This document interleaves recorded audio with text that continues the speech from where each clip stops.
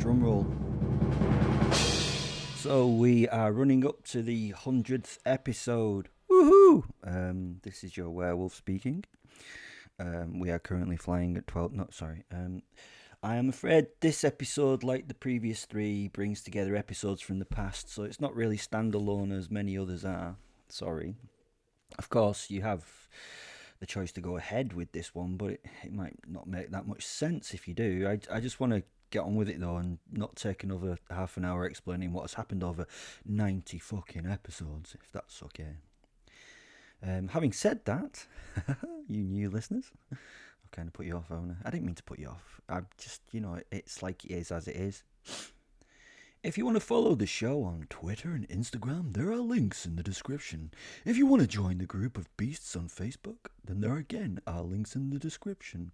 To those beasts, I send my thanks. So, with no further ado, here we go and dive back into the nonsense, which is this werewolf's life. 12 dongs. 12 dongs.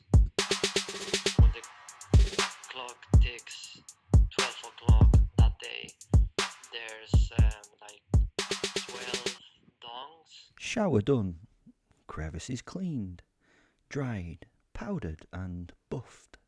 I was ready to find out what the fuck I was in for in the kitchen.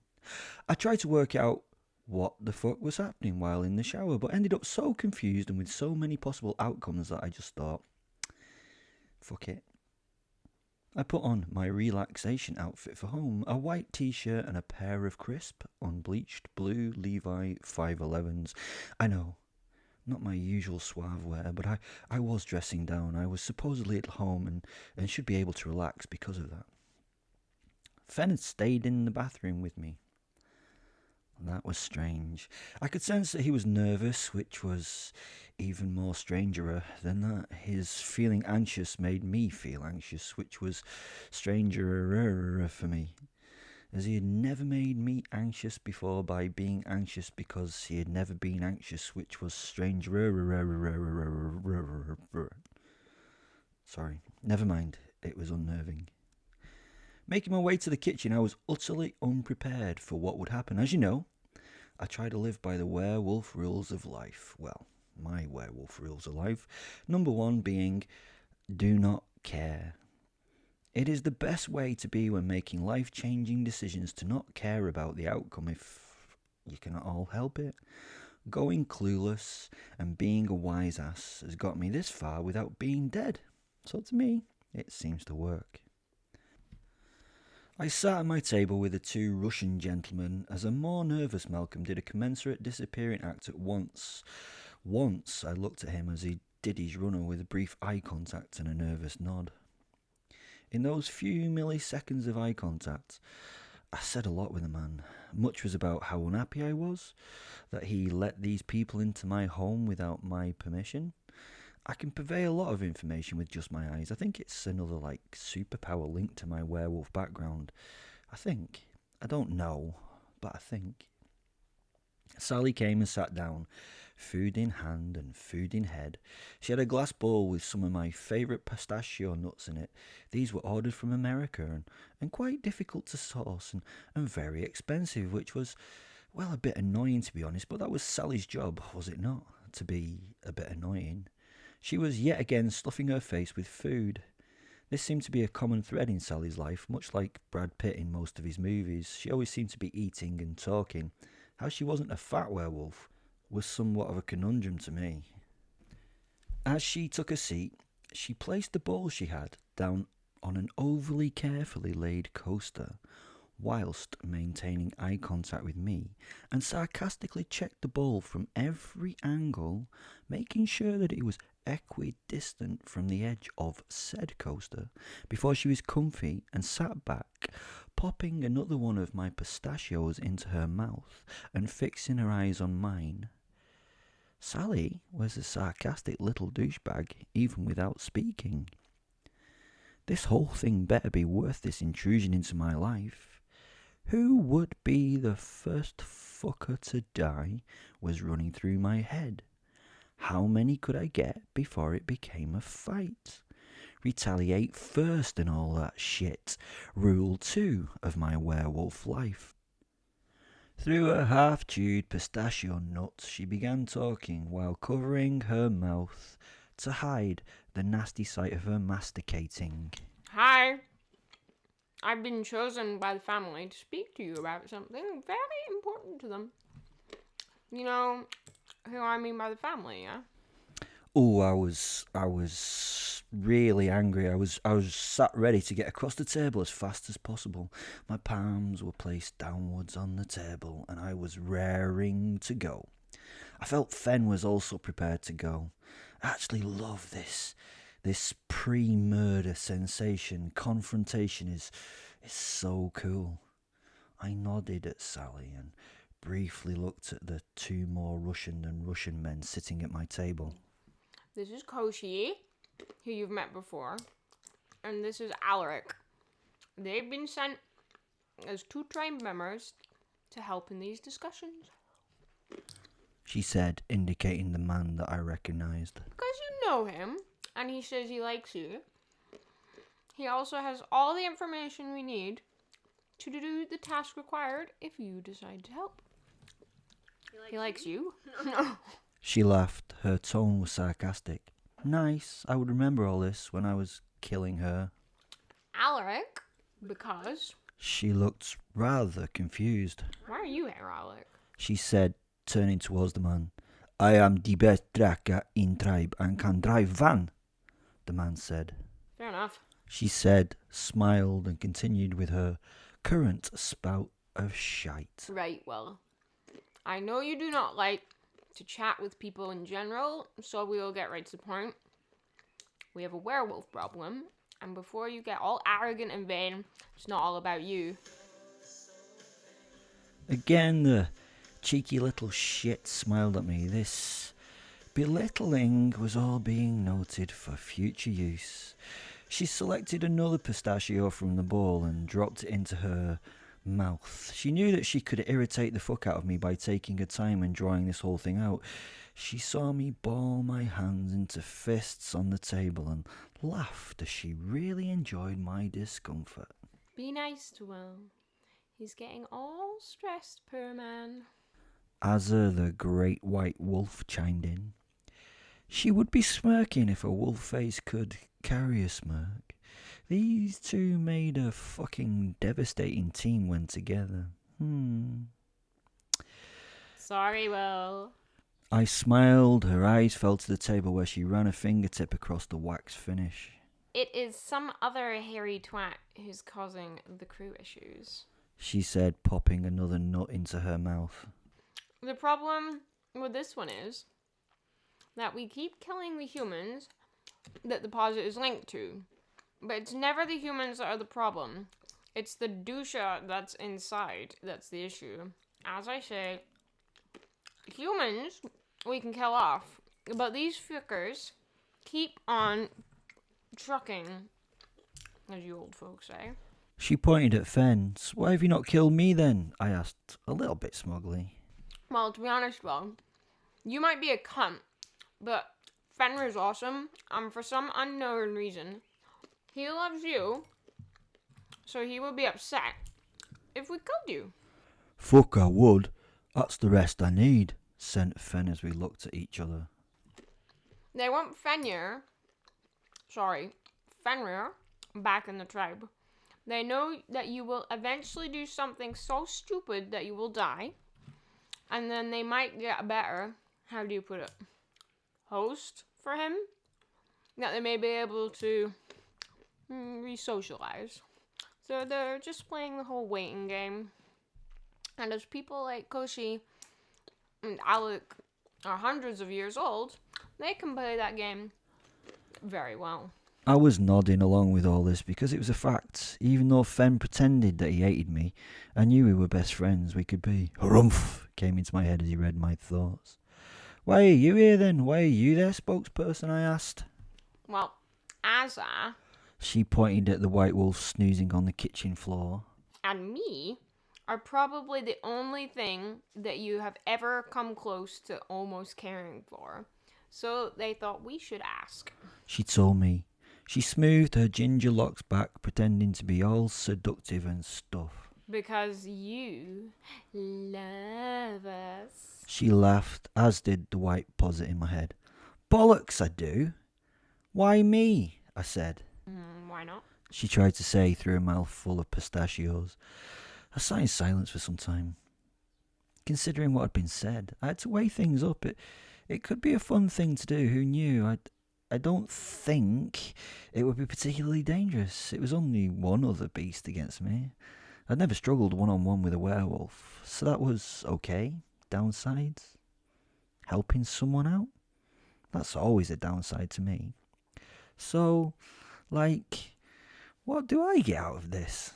I asked. Well, you would get a sense of achievement and our Again, she pointed at the posit and herself. undying gratitude. I looked at her and the posit and nodded.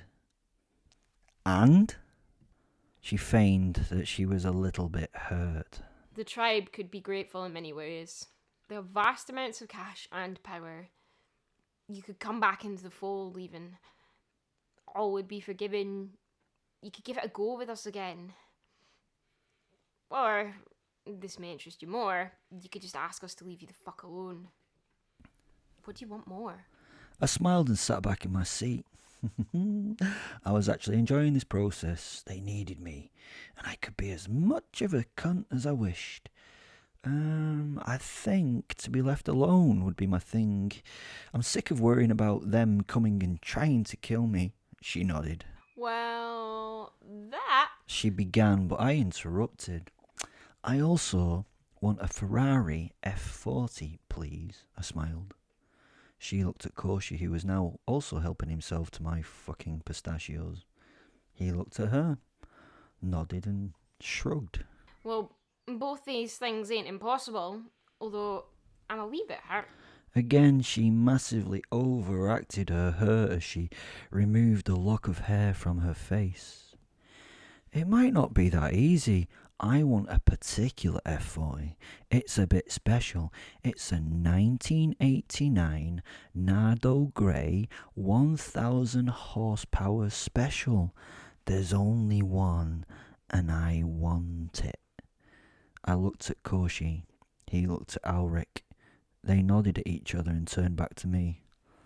Da, he said. Does anyone actually really say da? Anyway, I'm in. I smiled and slapped the table with an open palm. We've got a winner! Okay, who are we killing? Sally suddenly became very serious. She leaned across the table as though the next sentence should be said quietly. She looked around the room as though checking for eavesdroppers, then looking deeply into my eyes and pausing briefly, she said the name. Ivan Drag. As we all burst into laughter. It turns out the posit we're after was called Solst. Solst was a posit that decided that the tribe was bad and had done all it could to damage them in any way it tried. It had tried to expose the tribe to the public, and only through incredible feats of money had the werewolves been able to limit this whistle-blowing posit.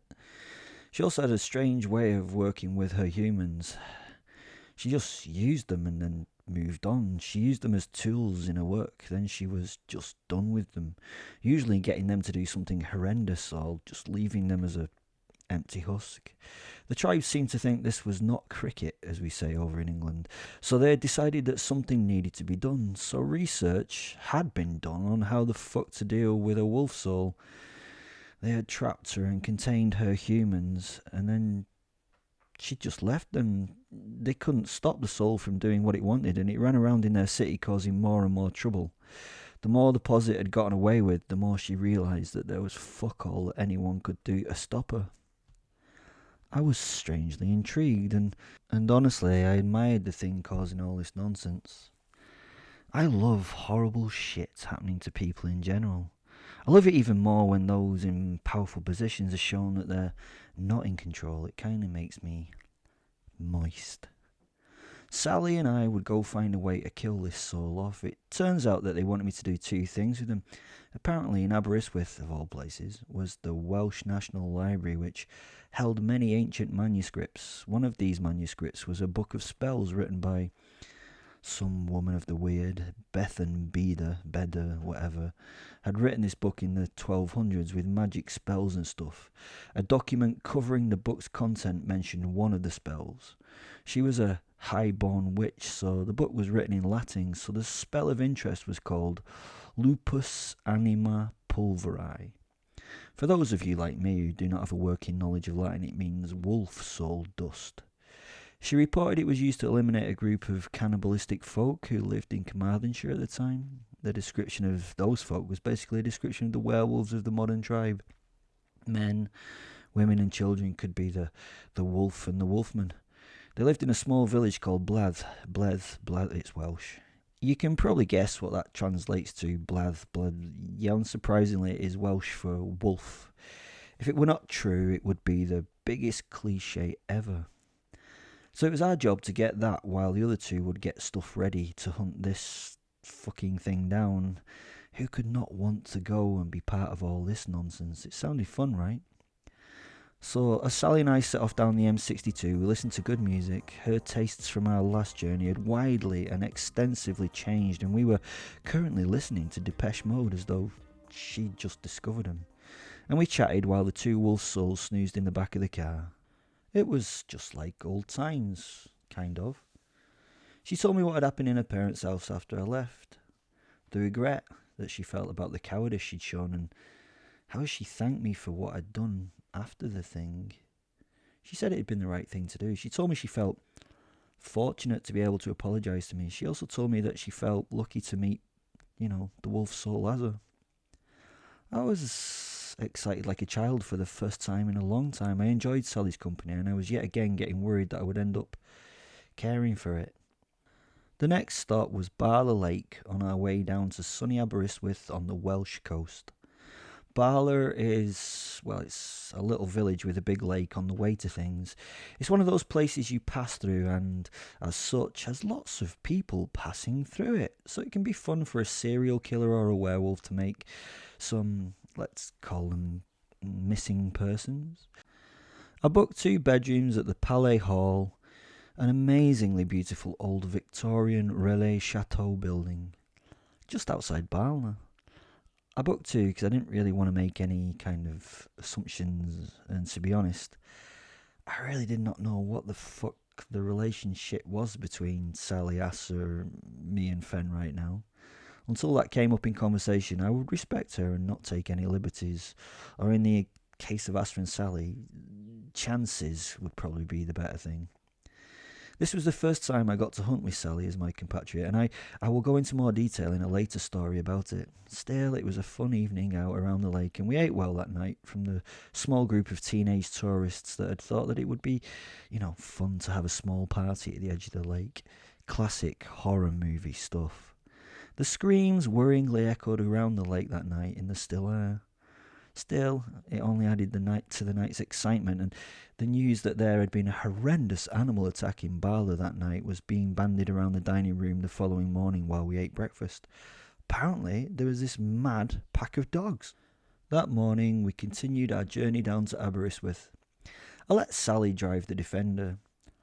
Apparently, she didn't have a licence or anything, but hey, she had a heavy foot and the knowledge that she was immortal, which meant that we got to the library just in under an hour. Most of the journey was her pushing the car beyond its limits slightly and dragging it back from the point of disaster. I've got to admit it was a bit thrilling. She was by no means a good driver, meaning we almost crashed several times. It was an exciting hour where I had to close my eyes several times when on the brink of serious collision. We arrived at the incredible building that housed the 6.5 million books of the National Welsh Library at lunchtime. As a bibliophile, I love old libraries and second-hand bookshops, so this was very exciting for me. Put on top of all that, the architecture of the building itself. I was an aesthete. I was in aesthete heaven. We rolled into a disabled space outside the building and stepped into the Welsh sun. I love adventures. I also was beginning to love. Right, that was episode 98. Next episode will be out on Wednesday. Please join the group for Facebook if you're interested, and follow me on Twitter and Instagram and all those different kind of things. Hopefully we're getting to episode 100, which will be really exciting and things. I don't know what's going to happen yet, so it's just magic. Bye. 12 dongs. 12 dongs. When the clock ticks 12 o'clock that day, there's like 12 dongs.